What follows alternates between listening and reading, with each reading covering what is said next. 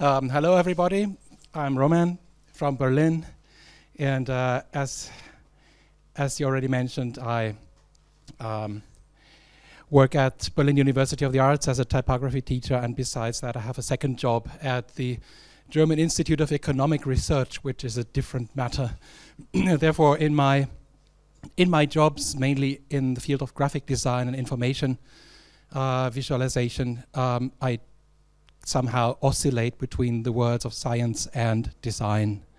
And since my childhood, I don't know why I had a crush on Cuneiform script and wanted to learn Babylonian, whatever. But it certainly didn't work out, because by then in the 80s you didn't have the means to study Babylonian. So at least I didn't. And it's like the language is written in Cuneiform, Akkadian, Elamite, Persian, are normally regarded as more or less dead. So we can say Cuneiform is a more or less dead script, as far as I learned. Only later I found out that still today many people use Cuneiform as scientists. So they still, use cuneiform typefaces in printed and online publications. They read cuneiform, they translate these texts in all these old languages. So I would never say it's a dead script. It's pretty much alive. So let me try to read for you, with my German accent, of course, a little text. Atta ekanu. Anaku, what did I write? Anaku attina inna Parisu. So to give a few more details, atta means you. Ekanu, I didn't know that word yet. I didn't learn it yet. This means where. Anaku, very similar to modern Arabic. Anna means I. U, also similar to Arabic wo, means and. Attina is the female plural form of you. As still in modern Semitic languages, the you can be female or male. Inna means in. And that's my invention, because the Babylonians didn't know Paris yet. So it might be notable that the character to the left is a determinative. It signifies cities of all sorts. So it's not red. And it's just meant to be there and signify a city. I'd say Parisu. I don't translate it to Paris now. It would be too far-fetched. In my job at the Institute of Economic Research in Berlin, I found out that me as a graphic designer, I was part of what they call research infrastructure. So we have a library, a press office, a web editing team, and the event management and everything.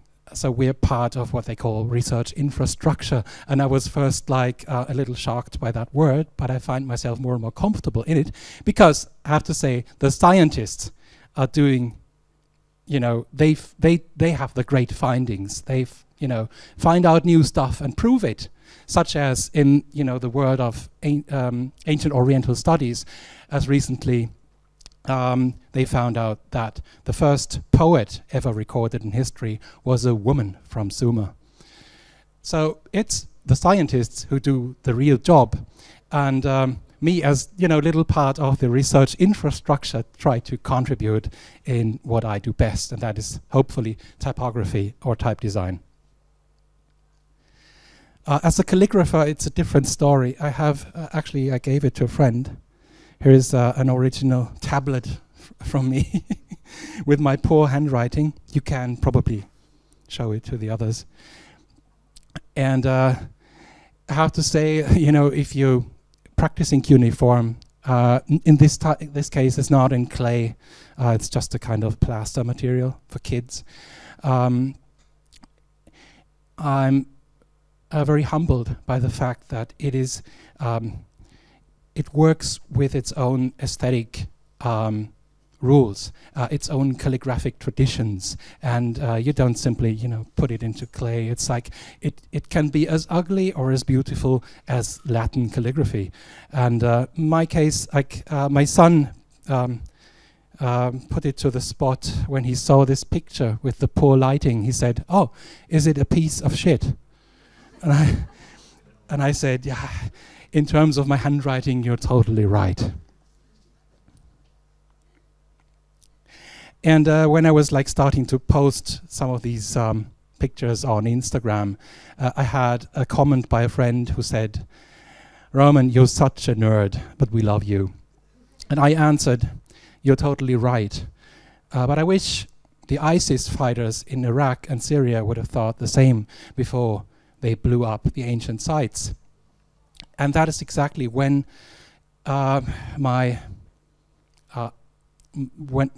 when I started to get more into this cuneiform thing as a designer, because I found out more and more that, in Iraq and Syria, these dig sites are littered with illegal pits, because in the political instability of the time, a lot of illegal digging is going on. So tablets, informations, cultural relics surface at some markets, and they're out of the archaeological context. And so it is now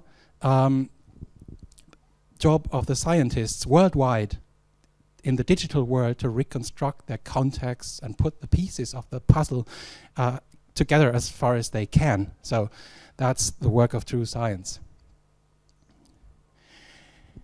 So just some basic aspects of, I forgot to set the time. Will you give me a hint? Yeah, I will do that. Thank you. Some basic aspects of what is actually cuneiform in the digital world. So it's all been Unicoded long ago, so you can you shouldn't have many problems in working with cuneiform fonts on your computers. And the thing is that it's a translingual script, so it doesn't work only for Babylonian, Akkadian, and Sumerian, but also for other languages such as Elamite, which is an Iranian language, and languages called Hurrian and others. So, and also the Persians were using cuneiform in a variant.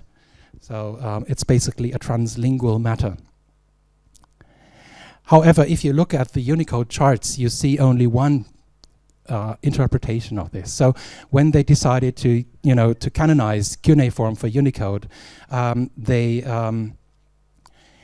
used a writing style that is pretty ancient in terms of Babylonian history. So when Steve Tinney and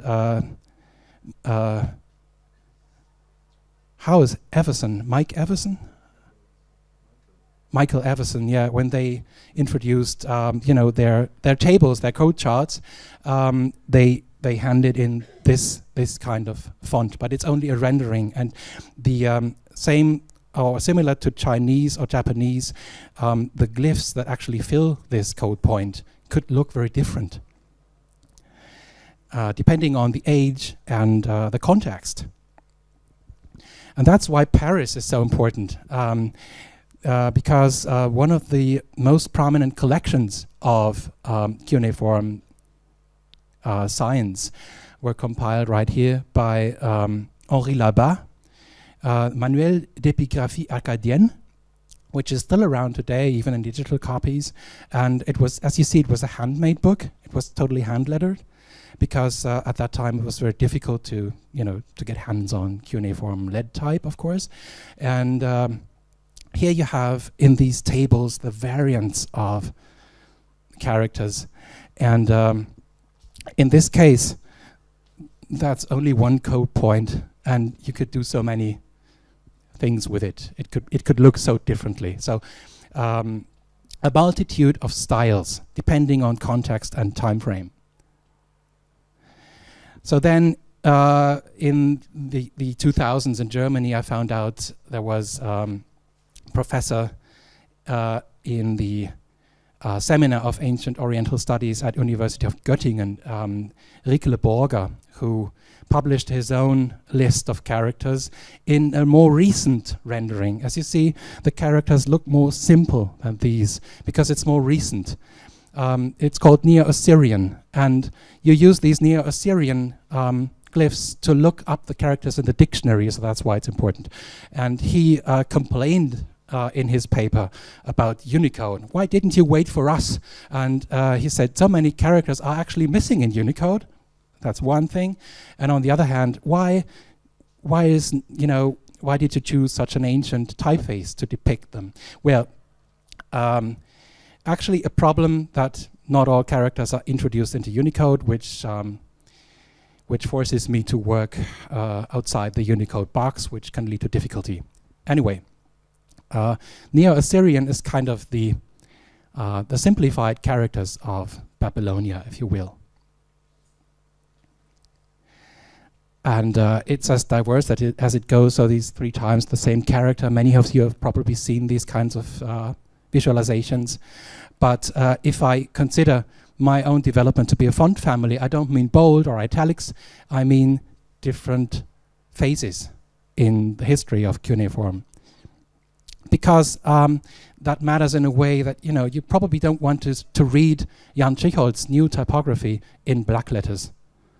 And I was thinking about that, and that led me to pursue the idea of a family in a sense of historical diversity. So if you look at this and that, it means the same. It's just an old Babylonian style coming together with a Neo-Assyrian or New Babylonian style. So that's the difference, and it can be pretty striking. It's like to learn a different character. I don't see any connection between these as an outsider. So yeah, and this word actually, as you see, it means Babylon or Babilim, and only actually in Akkadian only the 2 characters in the front are red. The other ones are what we call altogether we call it a sumerogram, which was coined to make the city seem older than it actually is, as if it had been already there for a long time. And so that's why you don't really read the last 2 characters. And as you see, it's a logogram. It means you have to know the meaning and the reading, even if it's 4 characters together. It's read Babilim, God's gate. And so you see that the Latin is also part of the picture because of the transliteration. And if you run down all these characters, and in this case it's the Neo-Assyrian style of my typeface family, which I have more or less finished now. So I found out that during the design, the most striking point is what they call the times characters. And because logically, it doesn't mean one component plus the other component means another thing. They call it one component multiplied with another component has a different meaning. That's why they call them times characters. So it's one character times the other character. And I'm normally working a lot with Chinese typefaces, and therefore, work a lot with smart components. And I tried to work as much as I could with that. As you see here, it's more or less, sometimes it's the same principle. You have to put something into something else and still harmonize everything. So it led me to a kind of similar working process. And what about the time? Is it okay? Great. Okay, so we're good. Here you have some city names. Here again in terms of Ninua, which is ancient Nineveh and modern-day Mosul. We have the determinative for a city. So in the transliteration, it is highlighted in superscript. So we need a full alphabet of superscripts and subscripts for proper, transliteration of these characters.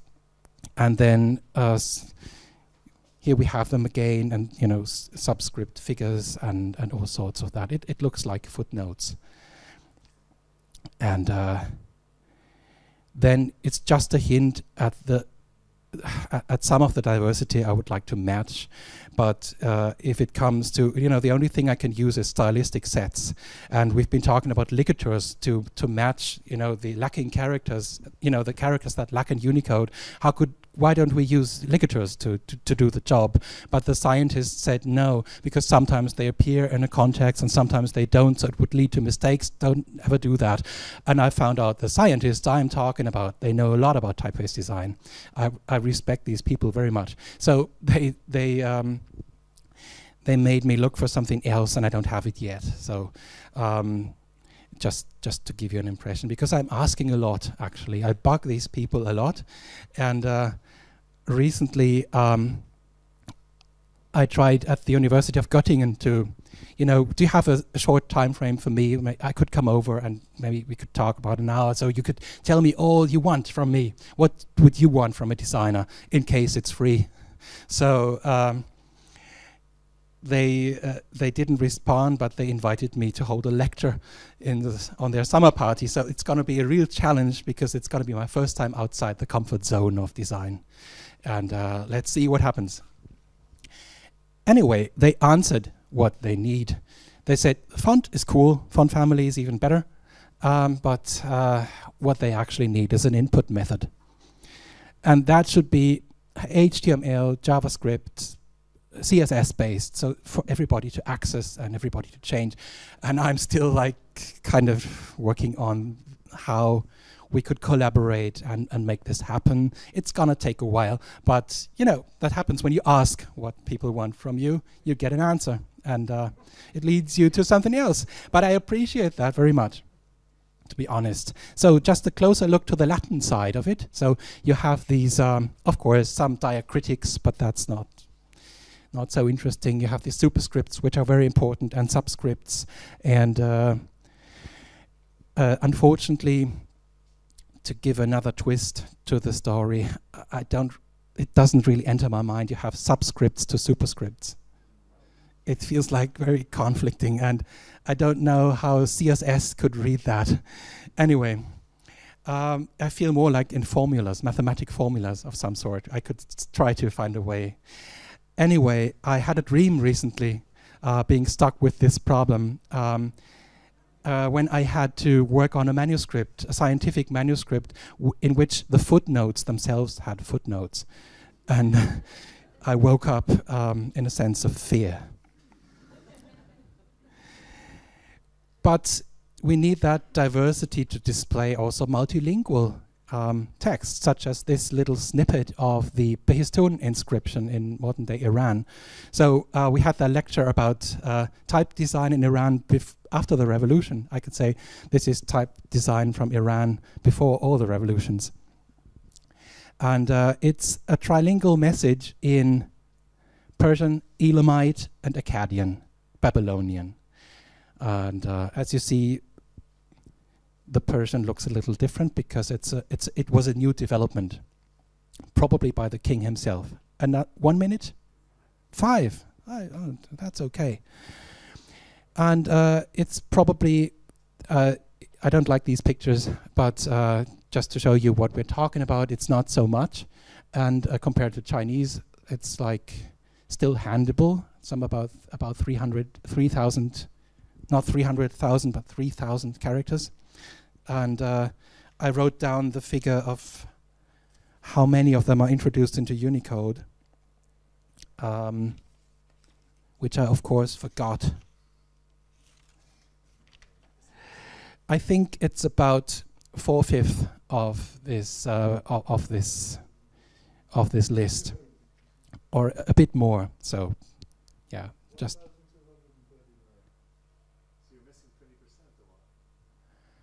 100? Yeah. How did you know? Yeah, I think it's right. Yeah, that's what I looked up as well on Wikipedia. Yeah, so, well, it wasn't regarded as necessary probably in the time, in those days when they decided on the list for Unicode. But then somebody else came up, and you know, it's always changing. But the problem with Unicode is it takes a long time to introduce new stuff, and Rieke Borger has sadly died already, so we'll see where it goes.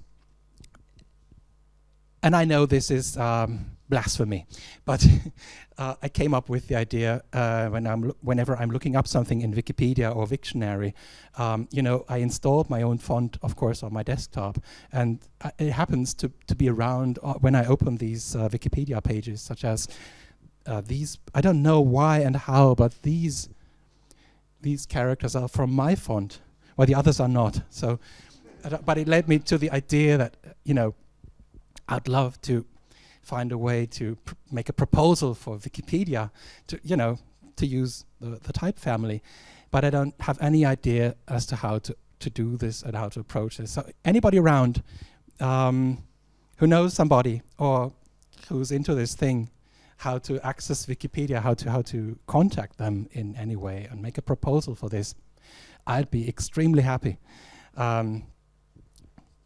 But yeah, you never know what happens. And I think it speaks for itself. I looked up a lot of times, but I never found it. And thank you very much. And yeah, in case you would like to have a tablet from me, I can make it for you whenever you come to Berlin.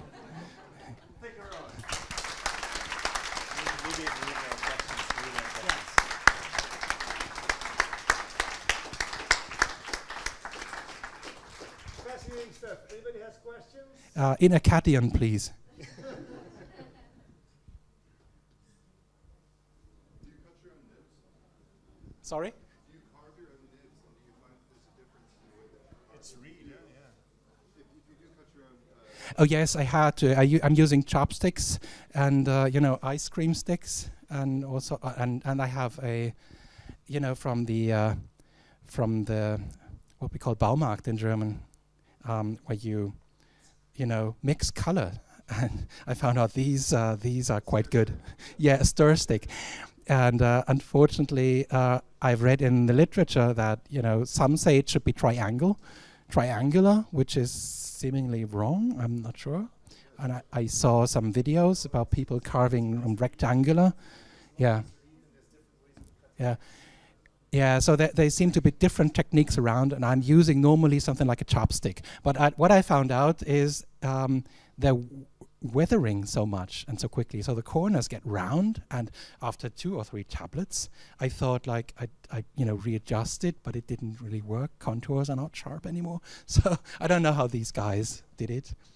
And I was asking about clay. I went to a store, you know, a specialist for clay, and I said, I want to make Babylonian tablets. What do you recommend? And he said, well, it'll dry in a second. You know, it'll dry in some minutes,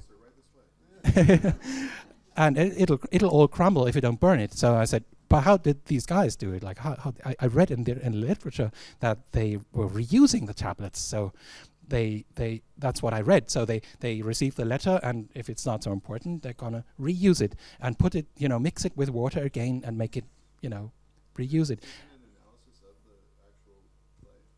Yeah.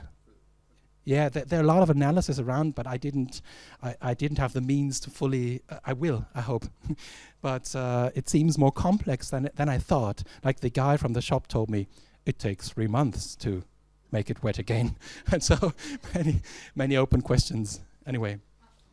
I have one short question. I'm curious. I'm curious. How did you start to work with scientists? Because I see you are very excited. So I wonder if they found you and know that you're now. No, they didn't know me. And in my job at the institute I work for, first I was I feared the scientists in a way, because I thought they live in another world, and I'm only their hand, to make their stuff colorful and beautiful. But then, we had so many discussions content-wise, such as which colors should be chosen for the men and for the women and things like that. So, and I've recognized a lot of my colleagues actually know how to speak about pictures, and I respect them very much. And yeah. Sorry, we have to continue. Don't worry. And otherwise, I just keep on bugging the people. All right. Thank you again.